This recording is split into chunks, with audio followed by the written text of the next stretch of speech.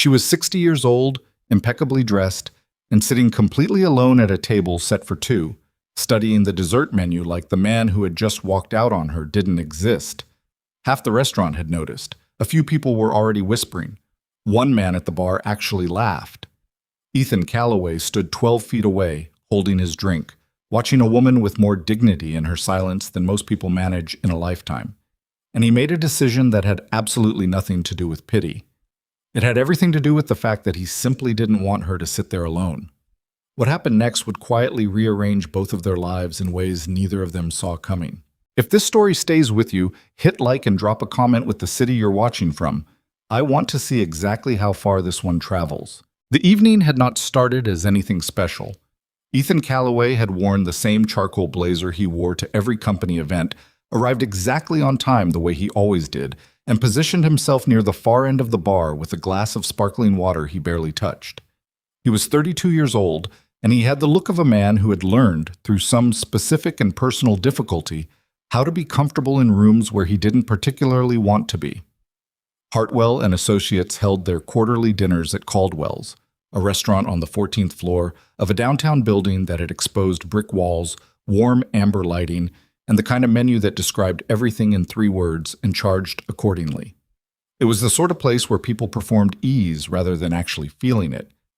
Ethan had been to 4 of these dinners now. He had learned to time them, 90 minutes, 2 glasses of something, enough conversation to register as present, and then a reasonable exit citing his daughter. His daughter, Maisie, 5 years old, currently at home with Mrs. Garfield from the 2nd floor, who charged by the hour and always left the television on too loud. Ethan had texted at 7:15. All good. She ate her pasta. Stop worrying. He'd read it twice and put his phone back in his pocket. Around him, his colleagues did what colleagues do at company dinners, clustered by department, talked about projects they'd already discussed in the office, and drank a little faster than they did at the office. Derek Huang from the acquisitions team had cornered 2 people near the window and was explaining something with his hands. Sandra Okafor, who sat 2 desks from Ethan and made excellent coffee and terrible small talk, gave him a small wave from across the room that he returned. It was fine. It was all fine. He was checking his watch, 7:49, when he heard Derek laugh. Not the polite laugh Derek used in meetings. This was the louder version, the one with an edge to it, the kind that means someone found something funny that probably wasn't. You see that? Derek said, leaning toward the small group near him. He tilted his glass toward the east side of the room. Table 14. Woman's been sitting there for 20 minutes. Guy's gone. Just gone. And she's sitting there reading the menu like she's completely fine with it. Someone in the group murmured something. I heard the hostess say he just walked out, Derek continued. Just told her something and left. She didn't even flinch. He shook his head, smiling. 60 years old and getting stood up. That's rough. Ethan looked. He hadn't meant to. It was reflex. The same instinct that makes you glance at an accident on the other side of the highway, even when you've already told yourself not to. He looked toward table 14, and what he saw stopped him in a way he hadn't expected. The woman was seated with perfect posture at a round table set for 2. The second place setting was undisturbed. Napkin still folded, water glass still full, bread plate untouched. She had dark hair shot through with silver, worn up in a style that looked intentional rather than effortful. She wore a deep navy dress and a single strand of pearls, and she was holding the dessert menu open with both hands, reading it with the focused attention of someone who had already decided to enjoy whatever came next. She wasn't performing composure. She actually had it. And then she shifted slightly in her seat, and the light caught her face at a different angle, and Ethan felt the floor tilt slightly under him. He knew her. Not from work, not from the neighborhood, from a chapter of his life that he thought about less than he used to but had never fully stopped thinking about. Victoria Ashcroft. He hadn't seen her in almost 2 years.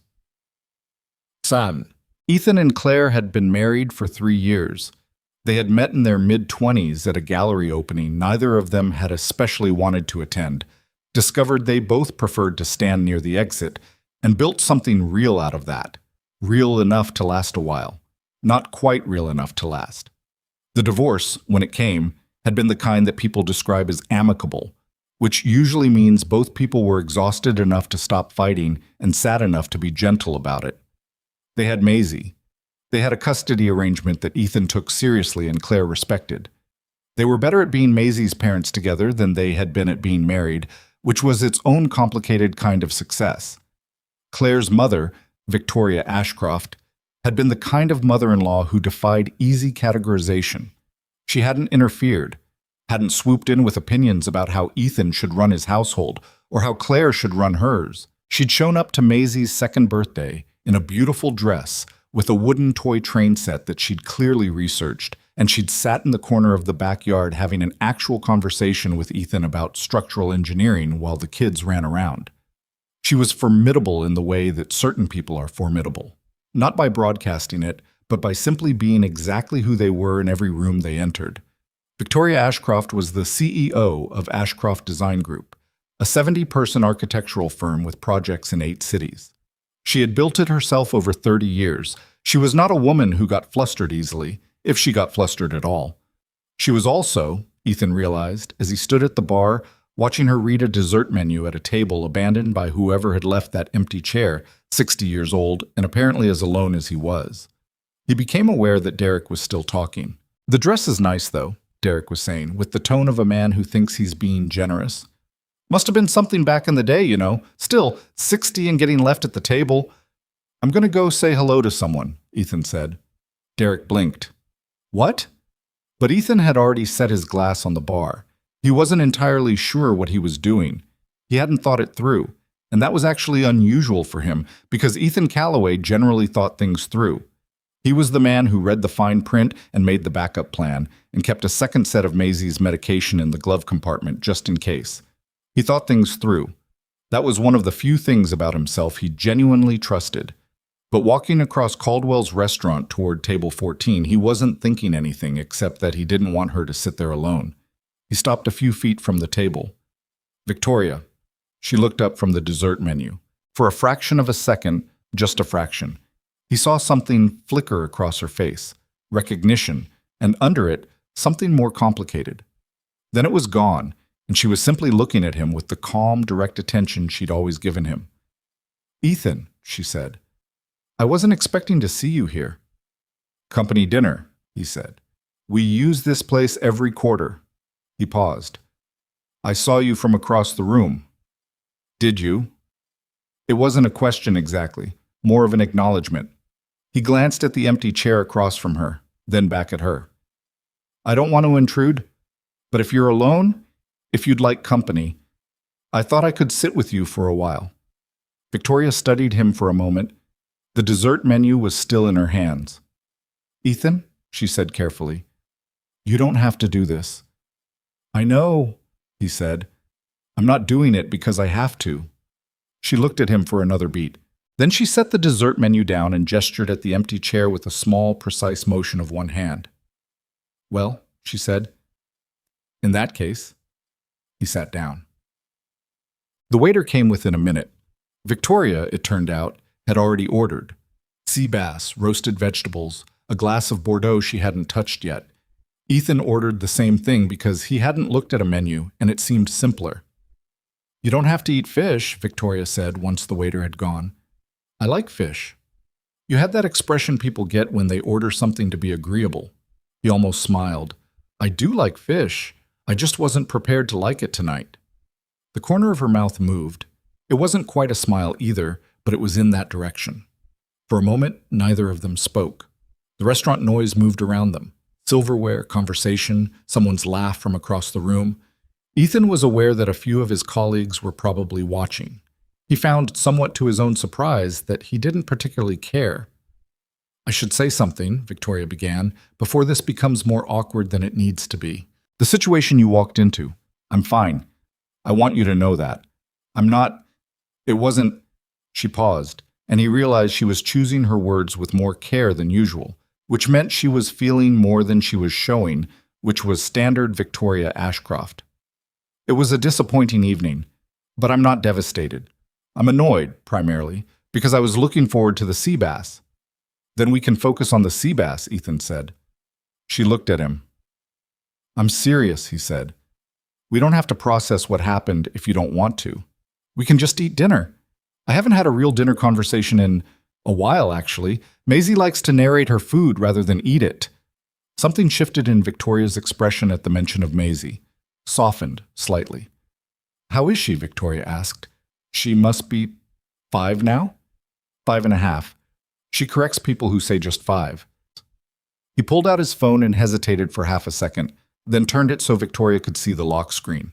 Maisie, gap-toothed and triumphant, sitting on top of a wooden climbing structure at the park. She lost her first tooth last month. She had very complicated feelings about it. Victoria looked at the photo for a long moment.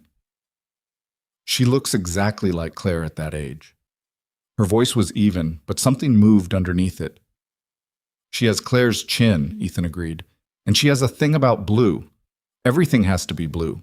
Her cup, her shoes, her rain boots. If I buy the wrong color, I hear about it. Strong opinions, Victoria said. That's a Callaway trait or an Ashcroft one? Honestly, I think it's entirely Maisie. This time, she actually smiled. It changed her face considerably, opened something in it that her usual composure kept carefully contained. The food came, and they ate, and the conversation moved in the unplanned, slightly unpredictable way that conversations do when two people are actually listening to each other, rather than waiting for their turn to speak. Victoria had a project in development, a mixed-use complex on the waterfront that the City Planning Commission had been agonizing over for 18 months. She described the political dimensions with a precise exasperation that Ethan recognized from their conversations during his marriage. The way she laid out complexity without drama, just clean frustration at systems that made simple things difficult.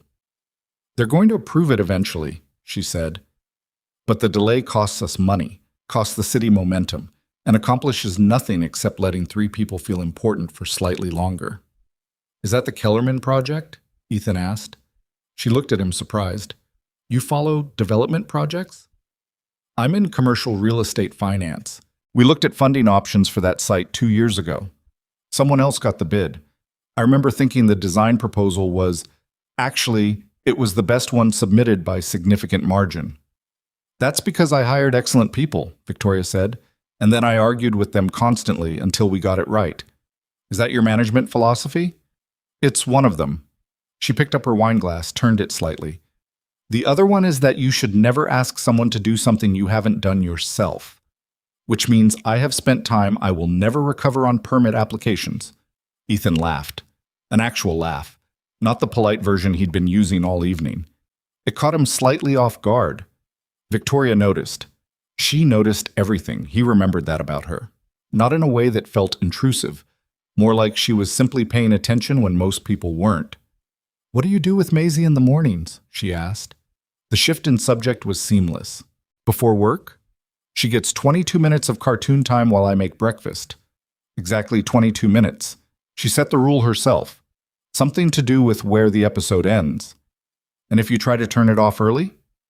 Then we renegotiate the whole morning. He shook his head. She has a very sophisticated understanding of leverage for a 5-year-old. Children always do, Victoria said, with an ease that made Ethan wonder briefly what her mornings with Claire had looked like 30 years ago. He didn't ask. Wamsk. At 9:15, he realized they'd been talking for nearly 90 minutes. He also realized he hadn't checked his watch once after sitting down, which was unusual enough to register. The restaurant had thinned out. His colleagues, he could see from peripheral vision, had mostly moved to the bar or departed entirely. Derek Huang was gone. Sandra was still there, nursing something and talking to the acquisitions VP, and she caught Ethan's eye across the room with an expression that was purely curious, nothing malicious in it. He gave her the smallest nod and looked away. The dessert menu came. Victoria looked at it and then looked at him with a dry expression that acknowledged, without requiring commentary, that this was where the evening had started. The chocolate fondant, she said. That's what I was looking at when you walked over. Then order it.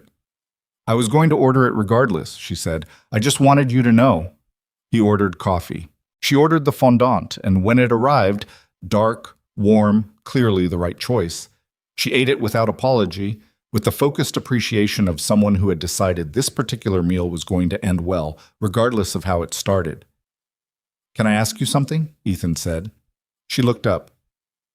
"Earlier tonight, before I came over," he chose his words carefully, "you looked completely composed.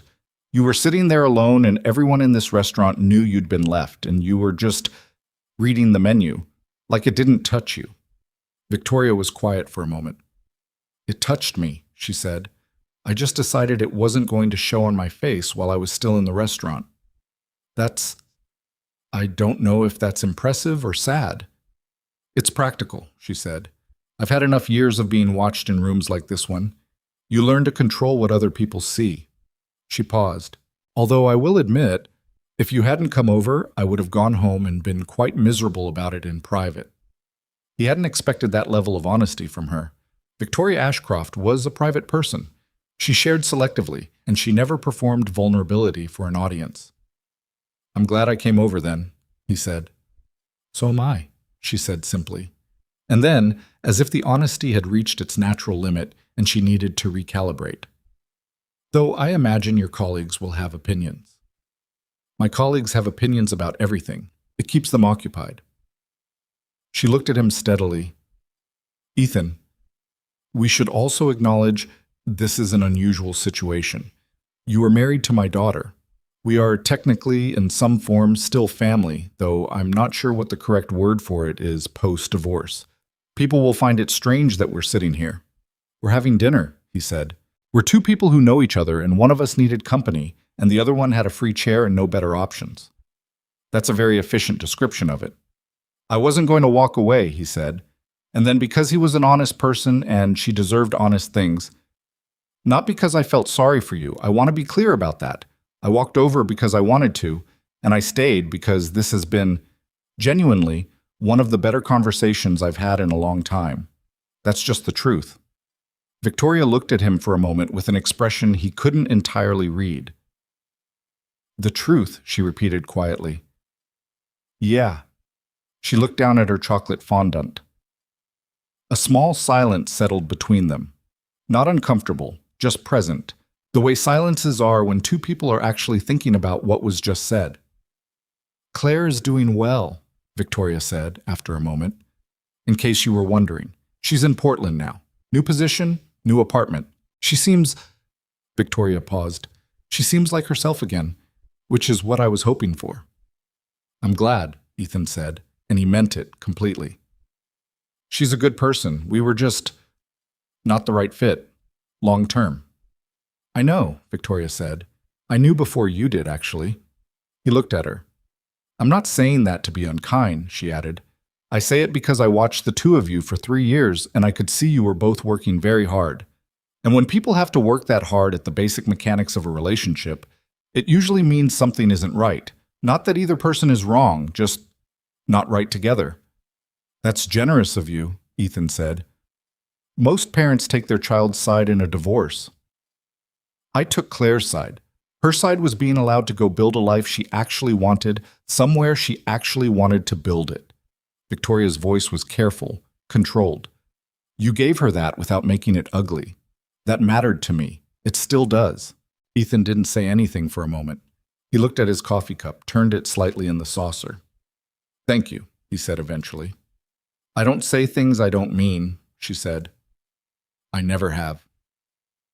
Picked. The check came at 9:45. Ethan picked it up. Victoria started to object and he shook his head once, and she stopped, not because she was incapable of fighting about it, but because she looked at his face and apparently decided this wasn't the moment. "You didn't have to do that either," she said. "I know." They walked to the elevator together. The lobby of Caldwell's had that quieter post-dinner hum. A few remaining tables, the bar still busy, the low conversation of people finishing dessert. The hostess near the entrance didn't look up. In the elevator heading down, Victoria stood beside him in the amber light with her coat folded over one arm. "I need to tell you something," she said. He waited. "I recognized you right away, when you came to the table, but I considered letting you think I hadn't, just to make the interaction simpler." She looked straight ahead at the elevator doors. I thought it would be less complicated for both of us if we pretended we were strangers being polite to each other." "Why didn't you?" "Because I don't like pretending," she said. "I'm quite bad at it, actually, and because—" She hesitated in a way that was very un-Victoria, which told him it was genuine. "Because I was glad it was you." The elevator opened into the ground floor lobby. They stood there for a second in the transition space between the restaurant and the street. "Glad it was me specifically," Ethan said, "or glad it was someone you knew?" She looked at him. "You know the answer to that." He didn't say anything. "I'm going to get a cab," she said, and the moment sealed itself up like it had never opened, back to the composed, direct Victoria he'd known for years. "Thank you for dinner, Ethan. Truly. It turned out to be a good evening." "It did," he said. She started to move toward the door, and then she stopped and turned back. "Maisie's teacher," she said. "If she's ever doing a unit on architecture, buildings, structures, anything like that, I have materials, educational ones, real drawings, models. I used to do this for schools. I'd be happy to—" She stopped herself. "Sorry, you didn't ask for that. Old habit." "No," Ethan said immediately. "She'd love that. She's been obsessed with bridges since we walked across the Harmon Street pedestrian bridge last month. She wanted to know why it didn't fall." Victoria's face did that thing again. Opened slightly, like something she kept closed had shifted on its hinges. "Bridges are a wonderful entry point," she said. "The physics are elegant. I have a model kit somewhere. I used it for a presentation last spring. It's sitting in my storage room doing nothing." "You don't have to—" "I know I don't have to," she said, and the echo was deliberate, and they both heard it. The cab pulled up outside. The doorman opened the outer door. "Good night, Ethan," Victoria said. "Good night, Victoria." She walked out. He watched the cab door close. He watched it pull away from the curb and merge into the downtown traffic and disappear around the corner. He stood in the hotel lobby for a moment longer than he needed to. Then he got out his phone and texted Mrs. Garfield that he was on his way home. The evening had not started as anything special. It ended as something he kept thinking about in the days after, in the particular way you turn over a conversation that doesn't feel finished yet.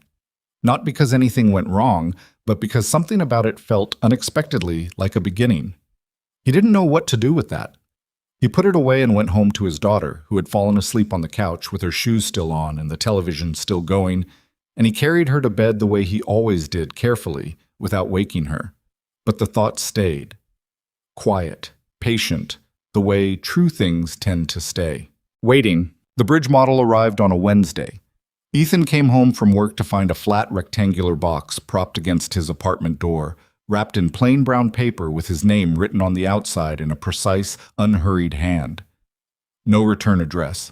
Just Ethan Calloway, apartment 4C, and below it, in smaller letters, for Maisie. Suspension bridge. Intermediate assembly, with instructions written for curious people of any age. He stood in the hallway holding it for a moment before he went inside. Maisie was at the kitchen table with Mrs. Garfield, working through the last of her dinner with the focused indifference of a child who has decided spaghetti is acceptable, but not exciting. She looked up when Ethan came in. "You're late," she said. 6 minutes, he said. "That's late." "Fair point." He set the box on the counter. "There's something here for you." That got her attention. She slid off her chair. "Mrs." Garfield caught the fork before it hit the floor and came to stand beside him, looking at the box with the particular intensity that 5-year-olds reserve for unexpected packages. "Who's it from?" she asked. "Someone who knows a lot about bridges." Maisie looked at him, looked at the box, made the calculation. "Can I open it now?" "Finish your spaghetti first." She went back to the table and ate with a speed and focus that she had never once applied to dinner before. Mrs. Garfield caught Ethan's eye and raised an eyebrow. He shrugged. Later, after Mrs. Garfield had gone and the dishes were stacked and Maisie was in her pajamas on the living room floor with the box open between them, Ethan watched his daughter lift out the pieces of the bridge model with careful, almost reverent hands. The instructions were printed on thick cardstock. Someone, and he knew exactly who, had handwritten additional notes in the margins in blue ink. Little annotations. "This piece is the anchor. It holds everything else. Think about why that matters. And further down, bridges don't fight gravity, they work with it. Maisie couldn't read all of it, but she made Ethan read it to her twice. Who wrote this? She asked, tracing the handwriting with one finger. Her name is Victoria, he said. She designs buildings for a living. Does she design bridges? I think she has, yes. Maisie considered this. Is she your friend? Ethan looked at the bridge pieces laid out in careful rows on the floor. I think she might be, he said. He texted Victoria that night. The bridge model arrived. Maisie wants you to know she's going to build it before school tomorrow, and she's already planned where it's going to live on her bookshelf. He paused, then added, Thank you. That was thoughtful. The reply came 11 minutes later. Tell her suspension bridges are more interesting than arch bridges, more tension. I'd be curious to hear what she thinks when she's done. He read the message twice. Then he put his phone down and went to check on Maisie, who had predictably not stayed in her room and was lying on her bedroom floor with the instruction sheet, studying it with a flashlight. He confiscated the flashlight. He did not confiscate the instructions.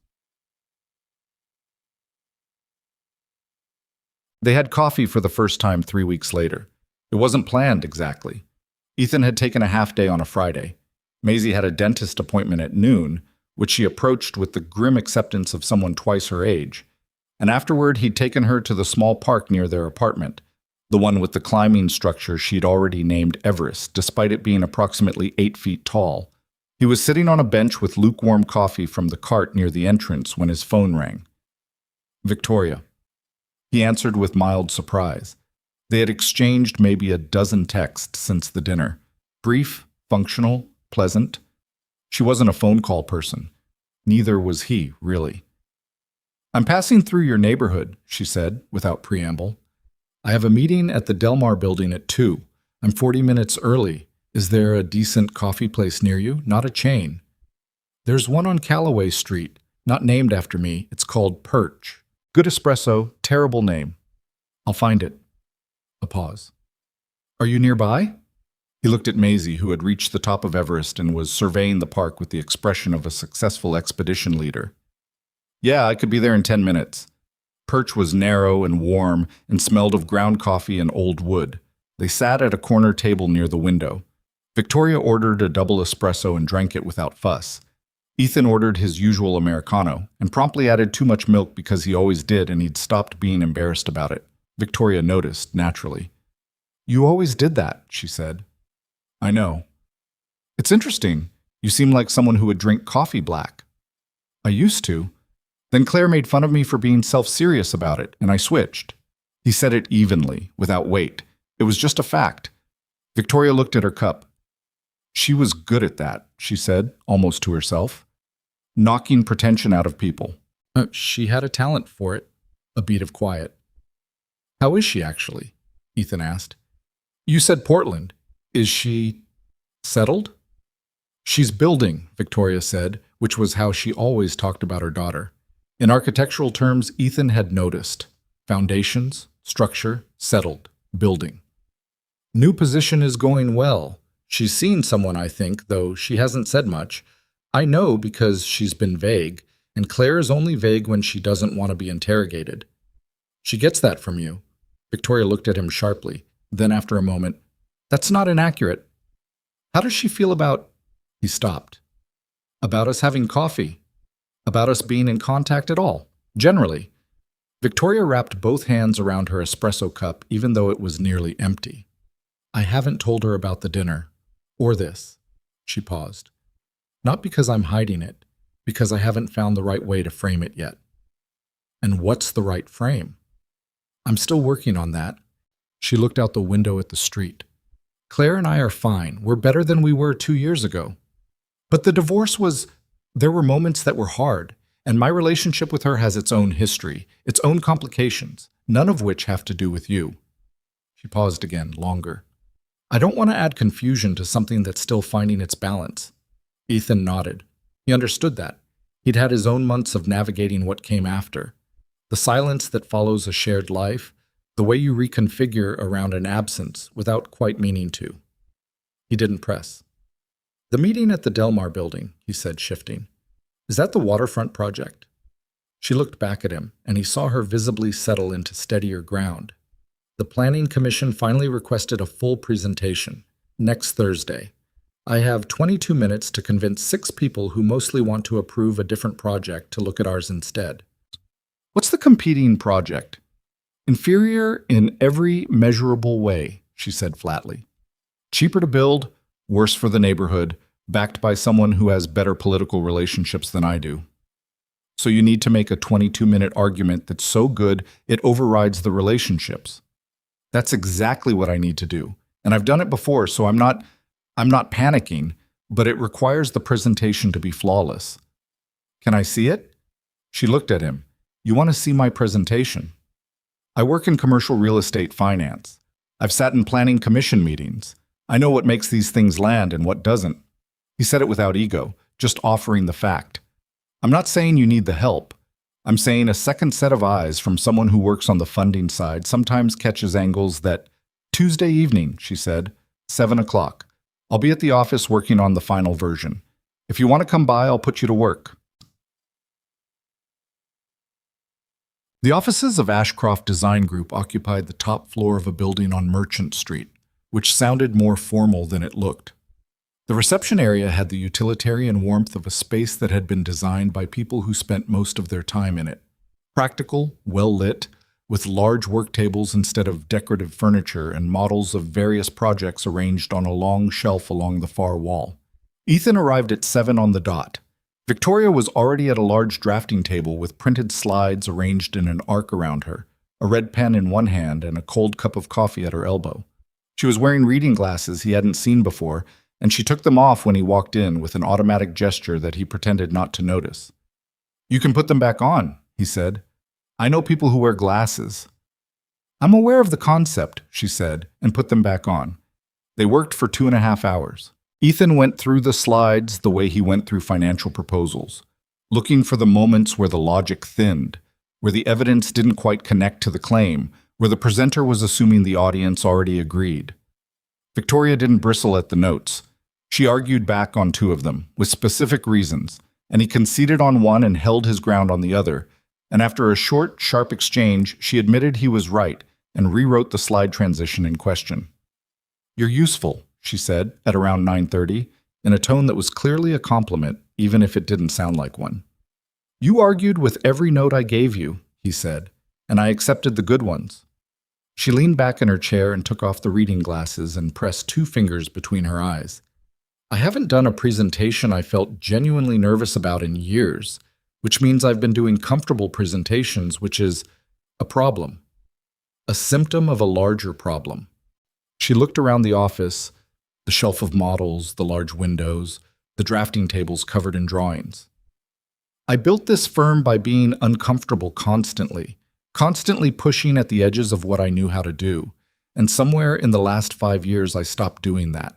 The work is good, the clients are good, but She paused. I don't know the right word for it. Coasting, Ethan said carefully. She looked at him. Not the work, he clarified. You. The part of you that used to fight for the uncomfortable thing. That's what's coasting. A silence settled between them. That's a fairly direct observation for someone who's only had coffee with me twice, she said. You told me you don't like pretending. I'm taking that at face value. She was quiet for a moment, looking at him in that particular way she had, direct, measuring, without hostility. The presentation is better, she said finally. Because of tonight. Whatever else, I want you to know that. Let me know how Thursday goes, he said. She won the commission. She texted him Friday morning, 7 words. Approved. 22 minutes and 14 seconds. He read it at his desk and sat there for a moment with something warm in his chest that he didn't examine too closely.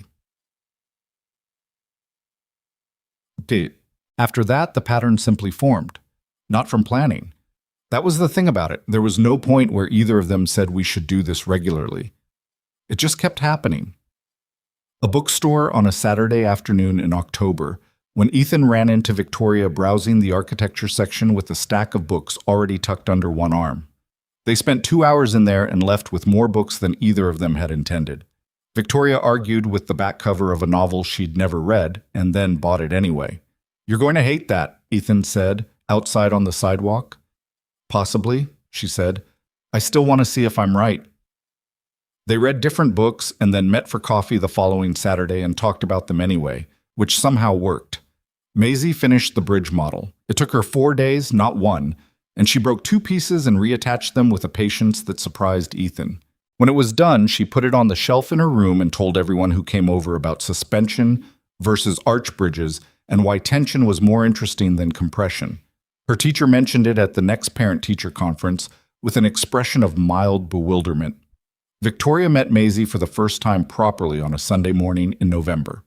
Ethan had brought Maisie along to the bookstore, an experiment he was uncertain about, and they'd run into Victoria near the children's section, which Victoria had been in for reasons she was vague about.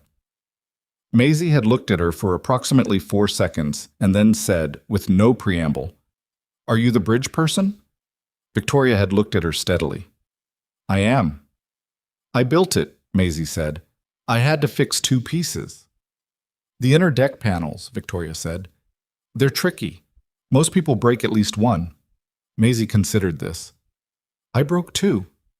"That means you were working faster than you should have, which means you were excited about it, which is the right reason to break something." Maisie thought about this for a moment, then nodded with the decisive finality of someone who has received an acceptable answer and filed it away. Ethan stood slightly to the side of this exchange and said nothing. He wasn't sure words would have improved it. They went for breakfast after the bookstore, a small place around the corner that had booths and good pancakes.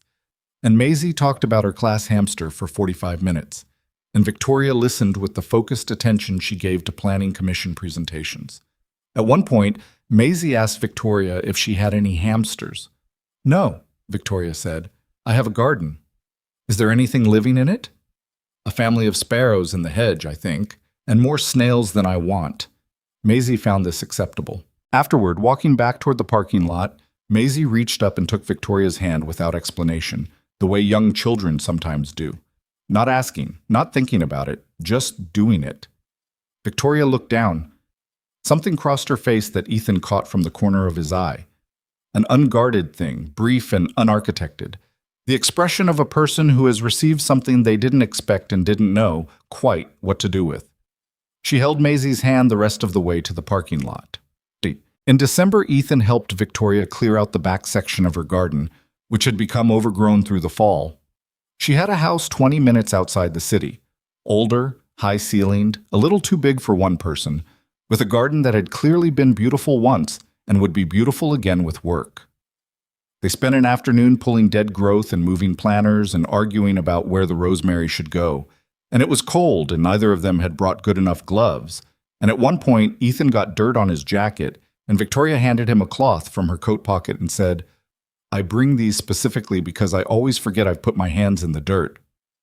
"How often do you work in the garden?" "More in the winter than the summer, oddly. There's more to think about in winter. What needs to survive? What needs to be cut back?"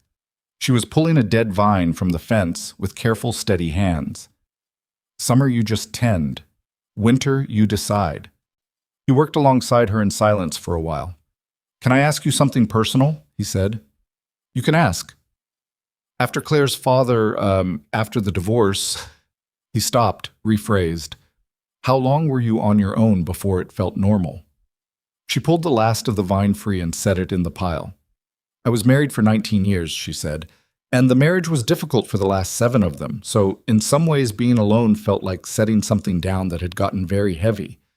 But," she paused, "the space took a long time to feel like mine, the house especially. Every room had, not memories exactly, more like the shape of someone else still in it. You'd walk into the kitchen, and the space where he used to stand was just empty in a specific way." Ethan nodded slowly. "My apartment still has that," he said. "Some spots. It gets smaller," she said. "The empty spaces. Not gone, but smaller." She looked at him directly. "And eventually you stop walking around them." He thought about that for the rest of the afternoon. They finished the garden as the light was going and went inside, and Victoria made tea because neither of them wanted to drive anywhere, and the cold had been working on them for 2 hours. The kitchen was warm and the windows fogged slightly, and they sat at the kitchen table with their tea and talked about nothing consequential for a while. Her firm's holiday schedule, Maisie's school recital, a documentary Ethan had watched twice without meaning to. "This is strange," Victoria said at one point. He looked at her. "Not bad strange," she said. "Just strange. A year ago I would not have imagined this." She gestured vaguely at the kitchen, at him, at the mugs between them. "I would not have imagined you being in this kitchen." "A year ago I wouldn't have imagined it either," he said. She turned her mug in her hands. "And yet here we are." "And yet here we are," he agreed. She looked at him across the table. Her hair was slightly loose from the afternoon's work, and she had dirt on one sleeve she hadn't noticed yet, and she looked less like the CEO of a 70-person firm and more like a person. Complicated, real, slightly rumpled in the best possible way. "Thank you," she said quietly. "For today. For the last few months, actually. I haven't done anything except show up." "That's the thing about showing up," she said. "You'd be surprised how rare it is." He didn't have a response to that. He thought one might come to him later, in the car on the way home, the way responses always did. But sitting in that warm kitchen with the tea going cold and the garden dark outside and this woman, this specific, difficult, remarkable woman, looking at him with something honest in her eyes, he just sat with it. He drove home at 8. Maisie was at Claire's for the weekend. The apartment was quiet, and he made himself dinner. And he stood at the kitchen counter eating it and staring at nothing in particular. He was not letting himself think about it. Not yet. He was very deliberately not letting himself think about it. But it was there, patient and persistent the way honest things are, waiting for him to stop pretending he didn't already know. The thing about pretending you don't feel something is that it works, mostly, until it doesn't. Ethan had gotten good at the daily version of it. He went to work. He picked up Maisie. He made dinner and read bedtime stories and handled the 1,000 small logistics of raising a child alone, and he did all of it with the quiet competence that had become the defining feature of his adult life. He was fine. He was, by most reasonable measures, doing well. But there were moments, small, specific, impossible to schedule around, when the thing he wasn't thinking about walked straight through the middle of whatever else he was doing. Like when Maisie asked about Victoria, with the casual frequency of a child who has simply incorporated someone into her understanding of how life works. "Is Victoria coming to the bookstore this Saturday?" said while eating cereal, not looking up, the way she asked about the weather or whether her blue sneakers were clean. And Ethan would say he didn't know, he'd check, and then he'd sit with his own coffee for a moment longer than necessary before picking up his phone. Or like when he was in a meeting at work, some mid-afternoon review of a financing proposal, and his phone lit up on the table with a text from her. Just a photograph, no words, a detailed shot of the waterfront project under construction, the steel framework of the first floor rising against a gray January sky. And he looked at it for too long, and someone at the table said his name twice before he heard it. He knew what it was. He wasn't confused about that. He just hadn't decided what to do with it, and until he decided, the reasonable thing was to leave it where it was. Victoria, for her part, gave him nothing to read clearly. She was warm with him in the way she'd always been. Direct, occasionally sharp, genuinely attentive in a way he'd come to rely on more than he'd intended. She texted.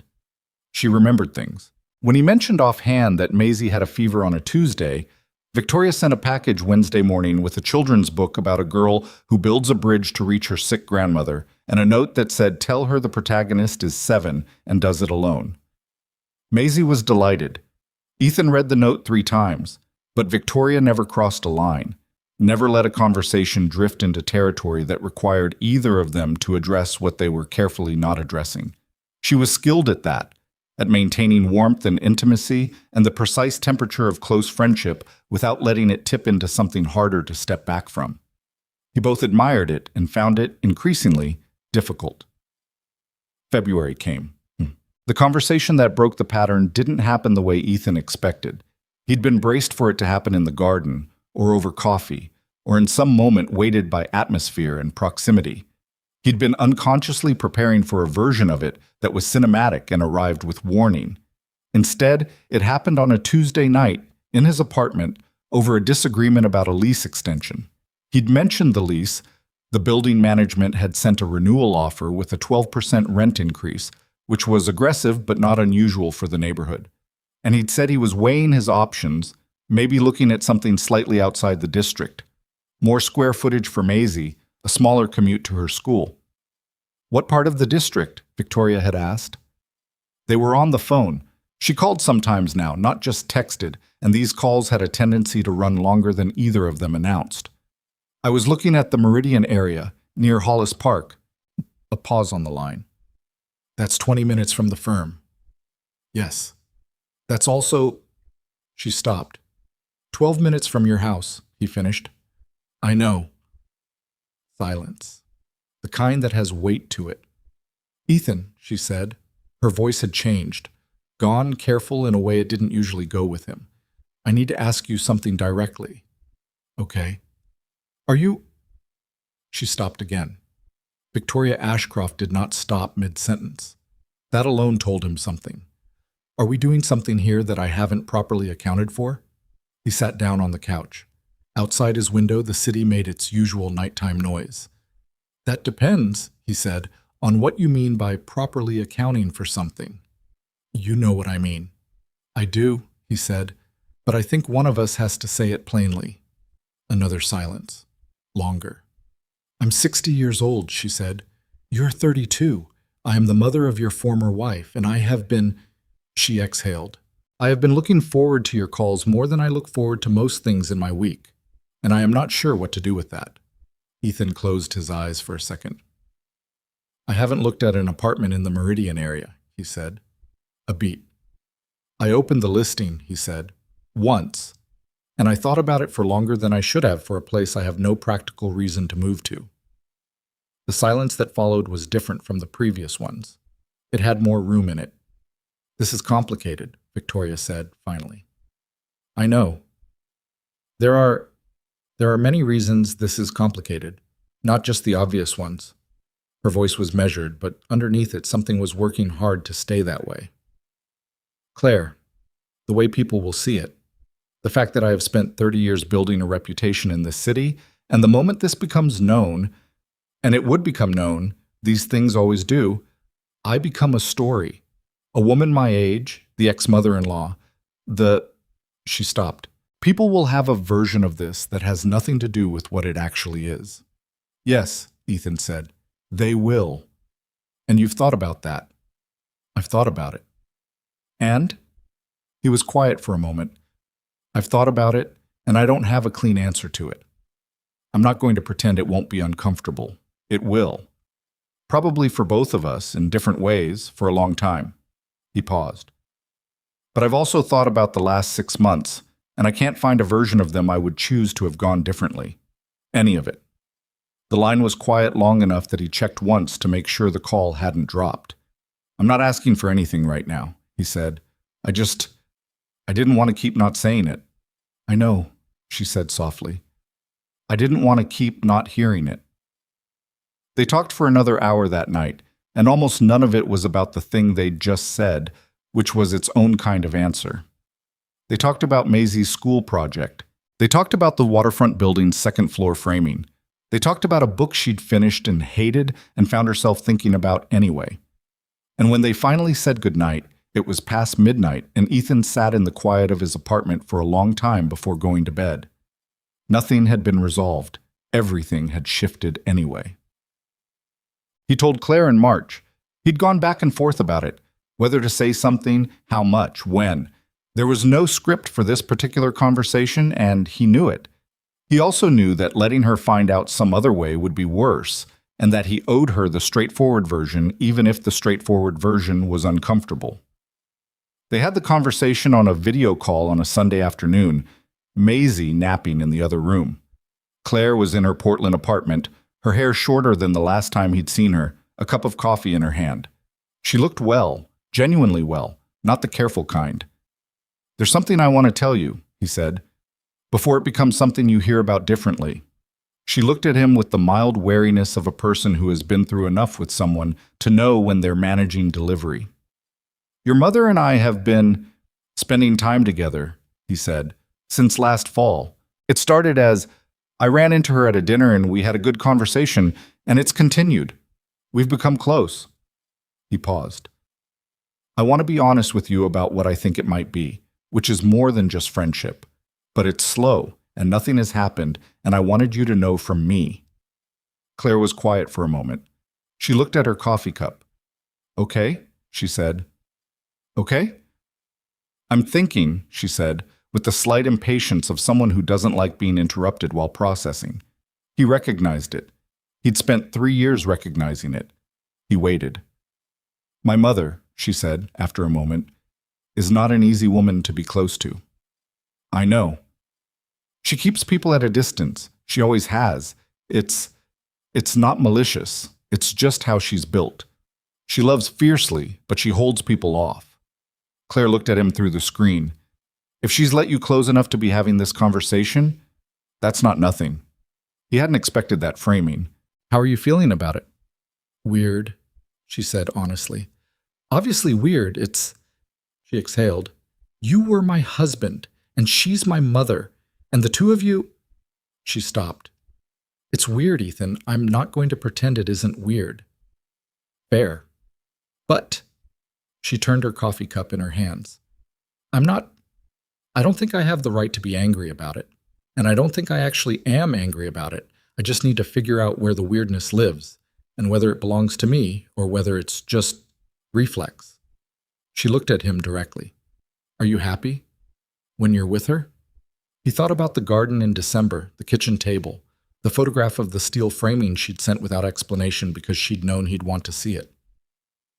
Yeah, he said. I am. Claire nodded slowly. Then, she stopped again. Give me some time with it. I'm not saying no. I'm not saying anything permanent. I just need some time. That's completely fair, he said. And Ethan, her voice shifted. Don't hurt her. I know that sounds strange coming from me, but she's had enough of that. He held her gaze through the screen. I know, he said. Talk. April felt different. Something had exhaled between them. The thing they'd both been managing at careful distance had been named, and naming it hadn't broken anything. It had just changed the air pressure, the way weather changes before rain. They still didn't rush. That was something Ethan noticed and appreciated. Victoria was constitutionally incapable of rushing anything she cared about. She had spent 30 years building a firm at the exact pace that built things solidly. She applied the same instinct to this. They still met for coffee, still went to the bookstore, still worked in her garden on weekend afternoons. But the careful management was gone. They talked more honestly. They argued more honestly. They let the silences mean what they meant. One Saturday in late April, Ethan brought Maisie to Victoria's house for the afternoon. It wasn't the first time Maisie had been there. She'd come twice before, brief visits that had been easy and unforced. But this time it felt different because Ethan let himself notice how natural it looked. Maisie at the kitchen table drawing bridges while Victoria stood at the stove, correcting Maisie's engineering logic with the deadpan seriousness she'd apply to a graduate student. That tower's too thin, Victoria said, not looking up from the stove. If you put that much cable on a tower that thin, it fails. Maisie looked at her drawing. What if I make it thicker? Then you're adding weight, which changes your math. Nothing is free in engineering. Maisie considered this with a furrowed brow. Then she erased the tower and started over, tongue slightly out in concentration. Victoria watched her from the corner of one eye and said nothing further. Ethan, leaning against the kitchen doorframe, watched them. He was aware of something settling in him, not comfortably, not cleanly, but genuinely. The way a house settles into its foundation. There are sounds in it, sometimes. Pressure finding its place. After Maisie had gone to explore the garden, drawn out by a butterfly she'd spotted through the window with the focused urgency of a small scientist, Victoria and Ethan stood in the kitchen together, and the quiet was different from all the careful quiets that had come before. She's remarkable, Victoria said. Not performing warmth, just stating a fact in the way she stated facts. She designed a road network last week, Ethan said, for her stuffed animals, with an interchange. She asked me what an interchange was, and when I explained it, she went and built one out of tape and cardboard. Victoria smiled. She's going to terrify her teachers. She's already started. He paused. Victoria. I know, she said, before he could continue. You don't know what I was going to say. You were going to say something careful about the pace of things, something responsible. She looked at him steadily. I've noticed you do that. You build up to the important thing by saying something measured first. He was quiet for a moment. Is that bad? It's very you, she said, which wasn't exactly an answer. He looked at her across the kitchen. The afternoon light came through the window above the sink and lay across the counter, and she was standing in it without trying to. Just a woman in her kitchen on a Saturday, her reading glasses pushed up on her head, completely herself. I don't know how to do this carefully enough, he said. That's the honest version. I keep waiting to find the right framework for it, the one that doesn't make either of us exposed to something we can't step back from. And I haven't found it. There isn't one, she said. I know. That's the part that's hard, she said. I've spent 30 years building frameworks for difficult things, structures, systems. I know how to design something that holds up under pressure. She paused. This I cannot draft in advance. She stopped. Not from composure failing, but from precision, choosing the exact right words. It requires more courage than I expected. At my age, you think you've done the hard things. You think you know what you're capable of, and then something comes along that... She looked away, out the kitchen window to the garden where Maisie was crouched over something near the hedgerow. Something comes along that you didn't plan for. I didn't plan for it either, he said. She looked back at him. I walked across that restaurant, he said, because I wanted to sit beside you. That's the whole truth of it. I didn't analyze it. I didn't think about what it meant. He shook his head. I just didn't want you to be alone. The silence that followed was long, and then Victoria Ashcroft, who had spent 6 decades learning to manage what her face showed in any given room, let her face show something. It wasn't dramatic. There was no sudden break in her composure. It was more like a door that had been held shut by constant pressure, slowly, carefully, unmistakably released. The night at the restaurant, she said, her voice quieter than usual. After I got home. She looked at him directly. I sat in my living room for an hour thinking about how you looked when you walked across that room. The way you walked, like it was simply the thing to do. She paused. And I thought I had stopped hoping for that kind of thing. I was fairly certain I had. It had been so long since someone had done something simply and directly, without calculating it, that I assumed I'd made my peace with it being gone. He didn't say anything. You made me wrong about that, she said. And I've been both grateful and terrified about it ever since. The word terrified from Victoria's mouth was so unlike her usual vocabulary that it landed with more weight than a longer speech would have. I'm scared too, he said. If that helps. It helps a little, she admitted. It also makes it worse. Yeah. From outside, Maisie called out. She'd found something in the garden. She needed to show someone. She was using the particular frequency of urgency that only exists in small children discovering interesting things. Victoria glanced toward the window and the corner of her mouth moved. Your daughter, she said, has terrible timing. She really does, he agreed. But they were both almost smiling, and neither of them moved toward the garden right away. And for a moment they just stood there in Victoria's kitchen in the afternoon light. 2 people on the early side of something they hadn't planned and couldn't design, and were going to have to build as they went, with all the uncertainty and messiness that involved.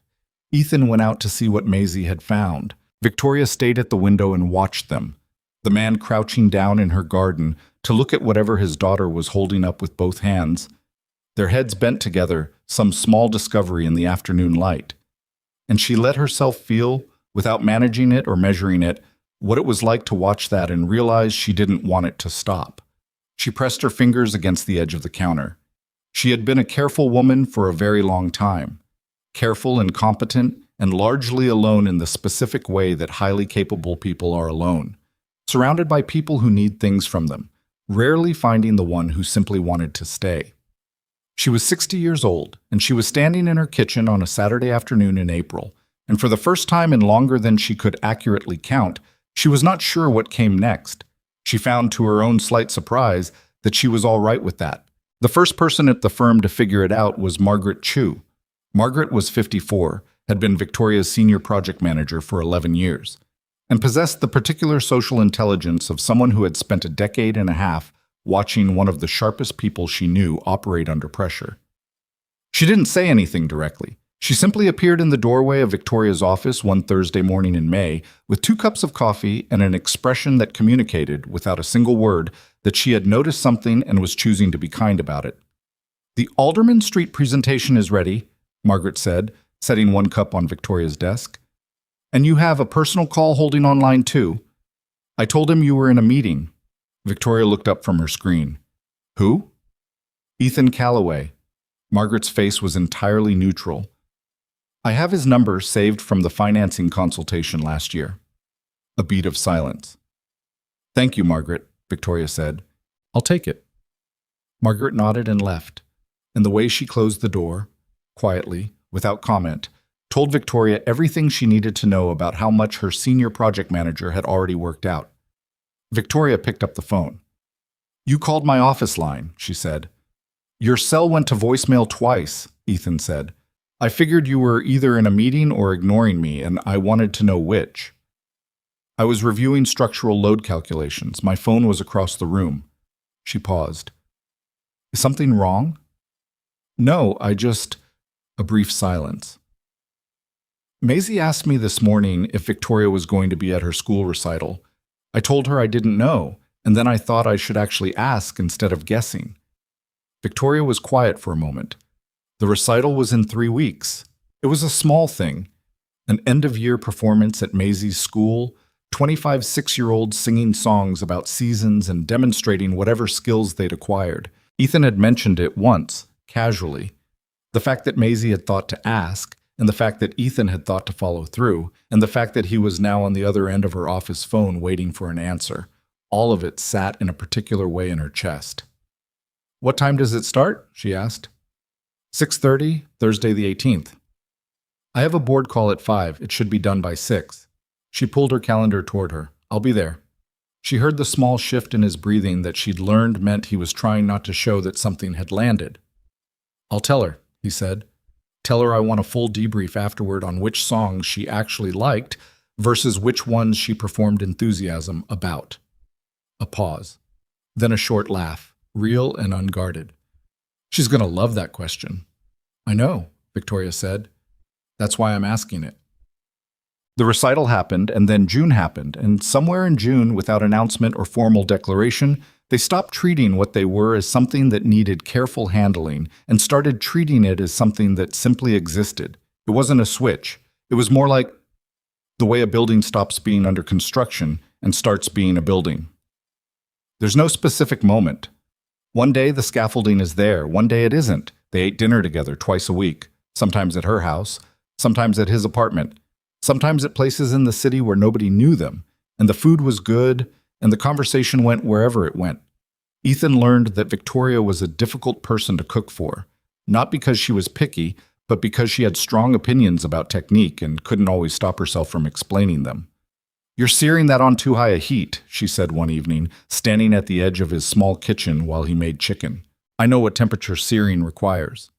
"Then you know that's too high." "Victoria, you're standing in my kitchen telling me how to cook in my kitchen." She pressed her lips together. "I'm making an observation, which I'm choosing not to act on." A silence. Then, "It's going to be dry." It was slightly dry. He did not mention this. She did not mention it either, and she ate every piece on her plate, which was its own form of acknowledgement. He teased her about it the following week when they were at her house and she was making something with pasta that involved a level of precision he found both impressive and absurd. "You measured the pasta water," he said. "Salinity matters. You have a measuring cup next to your stovetop for pasta water. I have a measuring cup there for many things." "Victoria, it's going to be better pasta," she said simply. It was considerably better pasta. He told her so, and she accepted the compliment with the particular grace of someone who expected to be right but was pleased to be acknowledged. They were imperfect in the ways that people are imperfect when they are actually being themselves rather than performing a version of themselves. Victoria worked too much and took too long to answer texts when she was deep in a project, and there were evenings when Ethan would wait an hour before getting a reply and have to actively talk himself out of the spiral that silence could trigger in him. He told her about that eventually, the way it landed in him. Not with accusation, just as a fact about himself she should know. She listened without defending herself and said she would try to be better about it, and she was, though not perfectly. Ethan had his own patterns that needed work. He went quiet when things were difficult. Not cold, he was never cold, but interior, and Victoria found this hard because she couldn't fix what she couldn't see. When something is wrong, she told him one evening, plainly and without drama, I need you to say it. I don't do well with subtext. I've spent 30 years in boardrooms. I can handle a direct conversation. What I can't handle is trying to read weather. I'm not trying to be cryptic, he said. I know, it's not deliberate. She looked at him. It's still hard. He nodded. I'll work on it. That's all I'm asking. They were figuring it out in real time, with friction and goodwill in roughly equal measure. This, Ethan thought, was what it actually looked like. Not the clean story you told afterward, but the ongoing, slightly ungainly process of two specific people learning to make room for each other without losing themselves. In July, the board of Ashcroft Design Group found out. Not from Victoria. From Jeffrey Marsh, a board member who had seen them at a restaurant in the Garwood district on a Thursday evening, Maisie asleep against Ethan's shoulder in the booth, the three of them finishing dinner in the comfortable quiet of people who had stopped needing to fill every silence. Jeffrey had said nothing at the time, offered a brief nod when Victoria caught his eye across the room, and then spent the following 2 weeks talking to the other board members before talking to Victoria. She called Ethan on a Monday night. The board knows, she said. He was washing dishes. He set the pan down. How are they taking it? Mixed. Her voice was even, measured, with the specific control she used when she was managing something that was costing her more than she wanted to show. Jeffrey Marsh is concerned about optics. Marcus Webb is concerned about governance. He's flagged a potential conflict of interest, which is technically baseless, but he can make noise about it if he wants to.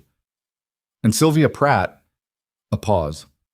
Sylvia asked me if I was certain this was wise, given everything, given the circumstances. The age difference. Among other things. He was quiet for a moment. What did you tell her?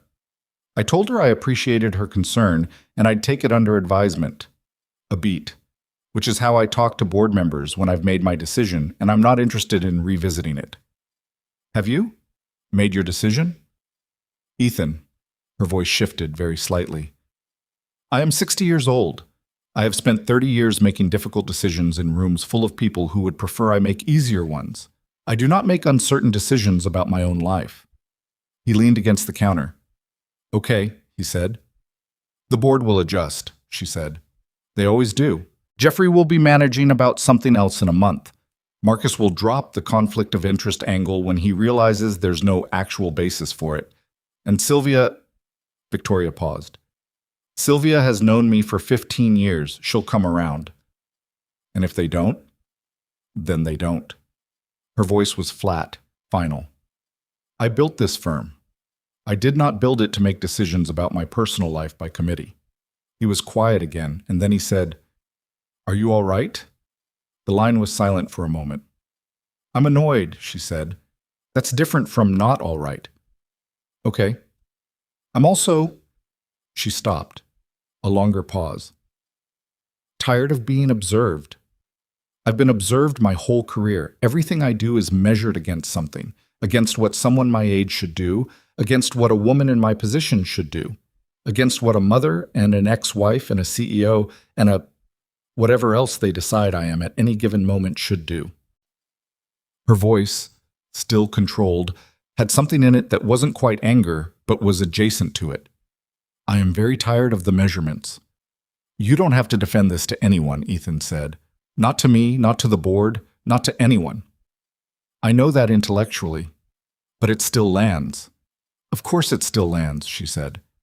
I'm not made of stone, Ethan. I just perform stone professionally. He sat down on the edge of the couch. For what it's worth, he said. The people who know us, who actually know us, none of them think it's a question. Who are you counting in that? Margaret Chu thinks we're both idiots who took too long, he said. In a fond way, Sandra at my office figured it out in March and has been choosing not to say anything for 4 months, which is impressive restraint. And Maisie, he paused. Last week Maisie told Mrs. Garfield that Victoria is my girlfriend and then corrected herself and said actually, she might be more than that, and she'd have to get back to her. A silence. And then from Victoria's end, a sound he'd heard before but not often enough. A real laugh, full, unmanaged, briefly unself-conscious. The laugh she had when she wasn't thinking about how she sounded.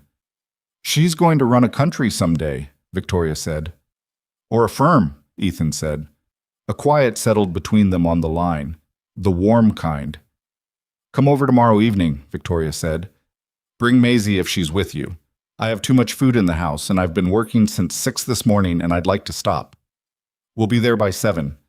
Don't be late. I hate reheating things. I know, he said. I'm never late. You were 11 minutes late last Tuesday. There was a traffic situation on the bridge. There's always a traffic situation on the bridge, she said. Account for it. He smiled at his kitchen wall. Good night, Victoria. Good night, she said, and hung up. And he sat there for a moment with the phone in his hand, feeling the specific warmth of a conversation that ended without ceremony, because ceremony wasn't necessary anymore. Claire called in August. Ethan had been expecting it, in a loose way, not knowing when, just knowing that the careful distance she'd maintained since March would eventually shift into something. She'd been processing. He understood that. He'd given her the room. The call came on a Sunday morning while he was making pancakes and Maisie was arguing with a drawing she'd been working on for 20 minutes. I've been thinking, Claire said when he picked up. Okay. I talked to her, to Mom. A pause. We had a long conversation. A few of them, actually, over the last couple of months. I didn't know that. I know, I didn't want either of you managing me while I was figuring it out. Her voice was careful but not hostile. She told me things about the last year. Not everything. She's not that kind of person, but enough. He waited. She seems different, Claire said, when she talks about it. About you. A pause that had something complicated in it. My mother doesn't talk about things. You know that. She analyzes, she reports, she manages. She doesn't talk about things that matter to her in the way normal people do. Another pause. She talked about it. Ethan was quiet. That means something, Claire said. I needed time to recognize what it meant, but it means something. She exhaled. I'm not saying it's not still weird. It is. It's going to be weird for a while. I don't think I can be fully comfortable with it, and I need you both to know that up front, because I'm not going to pretend otherwise. That's fair, he said. That's completely fair. But I also... She stopped. When she continued, her voice was a different kind of careful, honest instead of managed. I want her to be happy. That's always been the thing I wanted. She is not an easy woman to love, and she has spent a lot of her life being imperfectly loved. And if you're... She stopped again. If this is real, and it sounds like it's real, then I'm not going to be the reason it doesn't work. He stood at the stove with the phone pressed to his ear and the pancakes going and Maisie complaining about her drawing in the background and something in his chest doing something he didn't have a clean word for. Thank you, he said. Claire. Genuinely. Don't thank me, she said, not unkindly. Just take care of her. She pretends she doesn't need it, but she does. I know, he said. After the call, he stood at the stove for a moment, not doing anything. Just standing there. Maisie looked up from her drawing. Was that Mom? She asked. Yeah. Is she okay? She's good, he said. She's really good. Maisie nodded and went back to her drawing. Ethan flipped the pancakes, slightly late, and they were a little darker on one side than the other, and Maisie ate 3 of them without mentioning it, which was its own kind of love. Nut. September brought a different kind of difficulty. The Kellerman waterfront project, the one Victoria had won in January, the one with the framework photo she'd sent him on a Tuesday morning, hit a structural issue in month 4 of construction. Not catastrophic, but significant. A supplier had delivered sub-spec steel on 2 load-bearing sections, and the discovery required halting work, reassessing, and filing a claim that would take months to resolve while the project timeline absorbed the cost. Victoria handled it with the clean efficiency of someone who had handled crises before. She called the right people, documented everything, made the difficult calls to the client team, and did all of it with the focused calm of a professional who knows that public composure in a crisis is part of the job. She fell apart slightly on a Wednesday evening in Ethan's kitchen. Not dramatically. Victoria Ashcroft did not fall apart dramatically. She sat at his kitchen table with a glass of wine she'd barely touched, and her phone face down, and her hands flat on the table, and she said, "I am furious, and I am exhausted, and I need to sit somewhere that isn't my office for an hour." "Okay," he said. He didn't try to fix it. He got her the wine, he sat across from her, and he let her be exhausted in his kitchen without making it a project. After a while, she said, "The steel supplier knew, not necessarily when they shipped it, that I can't prove yet, but there were flags in the quality reports that should have stopped the order. Someone missed them, or chose to miss them. You'll get the documentation." "I will, and I will make their lives extremely difficult with it." She turned her wine glass. "The client is patient, more patient than I deserve, honestly. 3 weeks of delay, more to come." She looked at the table. "I hate this. I hate being the person who has to call someone and say the thing they built isn't what it should be." "The thing the supplier built," he said. "I know, but it's my project, my name." She shook her head. 30 years, and I still feel it exactly the same way. "That's not a bad thing," he said. She looked up at him. "If you stopped feeling it," he said, "it would mean the work stopped mattering. You want it to matter. That's why you're sitting here with your hands flat on my kitchen table instead of at the office, pretending you're fine." A silence. "I'm sitting here," she said quietly, "because you're here." He held her gaze across the table. "That too," he said. She stayed for dinner. She stayed for longer than dinner. They watched something forgettable on television that neither of them paid attention to. And at some point, Maisie fell asleep between them on the couch in the particular deadweight way of children, and Victoria looked down at her with an expression that had nothing complicated in it. Just warmth, steady and unglamorous and real. Ethan watched Victoria watch Maisie, and he thought about what Claire had said in August. She pretends she doesn't need it, but she does. He thought about the restaurant, table 14. The dessert menu held in both hands. The dignity of a woman who refused to let a room see her hurt. He had walked across that room not knowing any of this was waiting on the other side. Not knowing about the kitchen conversations and the garden afternoons and the boardroom politics and the sub-spec steel and the Sunday morning pancakes and this specific Tuesday night, his daughter asleep and this woman beside him, and the television going and the ordinary, imperfect, undesigned reality of a life being built between 2 people who hadn't planned it. He hadn't planned it. He had walked across a restaurant because he didn't want someone to be alone. And this was where that walk had led him.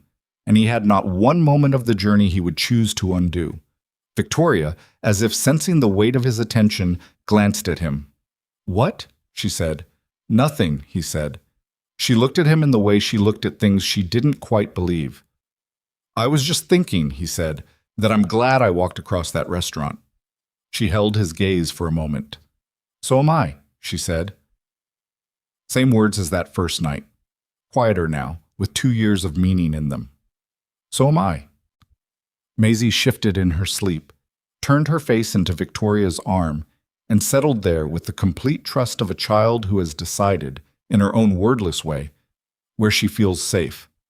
Victoria sat very still, not wanting to disturb her. Outside, the September night was doing what September nights do. Cooling.